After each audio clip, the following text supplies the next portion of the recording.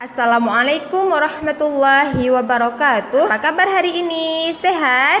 Alhamdulillah. Semoga selalu sehat dan selalu dalam lindungan Allah Subhanahu wa taala. Nah, hari ini kita belajar dengan pelajaran yang berbeda. Ada yang tahu tidak? Belum tahu. Hari ini kita belajar pelajaran akidah akhlak. Pelajaran apa? Pelajaran akidah akhlak. Nah, hari ini kita belajar akidah akhlak dengan materi kematian. Materi apa? Materi kematian. Apa yaitu kematian? Ada yang tahu? Ada yang tahu apa yaitu kematian? Iya, betul. Kematian itu meninggal dunia. Sebagaimana firman Allah dalam surah Ali Imran ayat 185, Bismillahirrahmanirrahim. Kullu nafsin dha'iqatul maut. Tiap-tiap yang berjiwa akan merasakan mati. Tiap-tiap yang berjiwa akan merasakan mati. Setiap yang bernyawa pasti akan berjumpa dengan kematian. Karena Allah menjadikan kematian akhir dari setiap makhluk hidup. Siapa saja yang akan merasakan kematian? Manusia, siapa lagi? Malaikat, jin, tumbuhan, dan juga hewan. Kematian itu pada hakikatnya merupakan salah satu bentuk kiamat. Bentuk apa? Bentuk kiamat. Tetapi termasuk kiamat sugro atau kiamat kecil yang pasti terjadi pada setiap manusia. Kiamat sugro itu apa ya? Kiamat sugro merupakan pertanda akan datangnya hari kiamat kubro atau kiamat besar, yaitu kiamat yang sesungguhnya. Apa ya kiamat sugro itu? Kiamat pertanda akan datangnya hari kiamat kubro atau kiamat besar. Kiamat besar, apa itu kiamat besar? Kiamat yang sesungguhnya.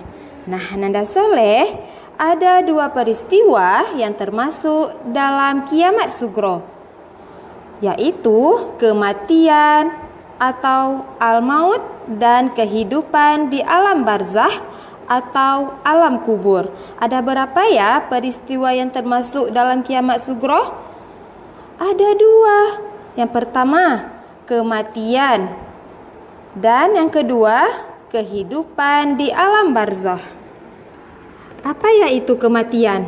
Sebelum manusia memasuki alam barzah, yaitu alam kubur, ia pasti mengalami kematian. Apa itu kematian? Kematian itu adalah terpisahnya roh atau nyawa dari jasad. Hal ini telah dijelaskan pada surah apa tadi? Pada surah Ali Imran ayat 185. Sebelum kematian, ada apa ya? Ada sakratul maut. Apa itu sakratul maut? Sebelum roh terpisah dari jasadnya, manusia akan mengalami sakratul maut. Apa itu sakratul maut? Sakratul maut adalah saat-saat terakhir roh berada di dalam jasad. Apa itu sakratul maut? Saat-saat terakhir roh berada di dalam jasad. Hamba yang beriman kepada Allah akan melewati sakratul maut dengan mudah. Orang yang apa? Orang yang beriman kepada Allah akan melewati sakratul maut dengan mudah. Sebagaimana yang diterangkan dalam sebuah hadis, pada saat sakratul maut, orang mukmin akan didatangi oleh malaikat maut dengan wajah yang sangat tampan dan juga ramah untuk mencabut nyawanya. Kemudian roh hamba tersebut dibawa menghadap Allah. Dibawa kemana? Dibawa menghadap Allah. Allah pun memerintahkan malaikat untuk mengembalikan roh itu ke dalam jasadnya. Juga memerintahkan agar hamba tersebut diberikan kenikmatan di dalam kuburnya sampai datangnya hari kiamat. Sampai kapan diberikan kenikmatan oleh Allah? Sampai datangnya hari kiamat. Itu sakratul maut bagi orang mukmin. Kemudian Bagaimana sakratul maut bagi orang-orang yang kafir? Nah, betul, sakratul maut bagi orang-orang yang kafir adalah kebalikan dari sakratul maut orang-orang yang mukmin. Terus bagaimana? Manusia yang kafir akan sangat tersiksa ketika menghadapi sakratul maut. Malaikat maut datang dengan wajah yang penuh siksaan. Sementara itu, pintu langit tidak dibuka. Tidak dibuka ketika rohnya dibawa untuk menghadap Allah. Roh itu bahkan dilemparkan dari langit ke bumi hingga terhempas ke dalam kuburnya. Lalu hamba tersebut mendapatkan azab sampai datangnya hari kiamat. Nah, ini sakratul maut bagi orang yang apa? Bagi orang-orang yang kafir. Sama atau tidak ya dengan sakratul maut orang-orang yang beriman? Tentu berbeda.